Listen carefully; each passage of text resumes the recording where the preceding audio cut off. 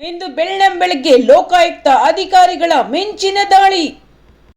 ಇಂದು ಬೆಳ್ಳಂಬೆಳಗ್ಗೆ ರಾಜ್ಯದ ಹಲವು ಜಿಲ್ಲೆಗಳಲ್ಲಿ ಲೋಕಾಯುಕ್ತ ಅಧಿಕಾರಿಗಳು ಮಿಂಚಿನ ದಾಳಿ ನಡೆಸಿದ್ದಾರೆ.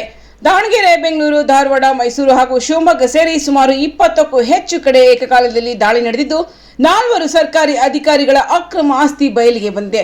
ಆದಾಯಕ್ಕಿಂತ ಹೆಚ್ಚಿನ ಆಸ್ತಿ ಹೊಂದಿದ್ದಾರೆ ಎಂಬ ದೂರಿನ ಆಧಾರದಲ್ಲಿ ಈ ಕಾರ್ಯಾಚರಣೆ ಕೈಗೊಳ್ಳಲಾಗಿದೆ.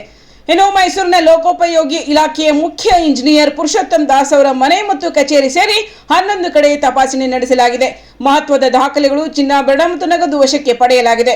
ದಾವಣಗೆರೆಯ ಬೆಸ್ಕಾಂ ಸಹಾಯಕರಾದ ಕಾರ್ಯನಿರ್ವಾಹಕ ಇಂಜಿನಿಯರ್ ಅರ್ಜುನ್ RH ಅವರ ಮನೆಗಳ ಜೊತೆಗೆ ಶಿವಮೊಗ್ಗ ಹಾಗೂ ಸಾಗರ ಸಮೀಪದ ಫಾರ್ಮ್ ಹೌಸ್ಗಳ ಮೇಲೂ ದಾಳಿ ನಡೆದಿದೆ.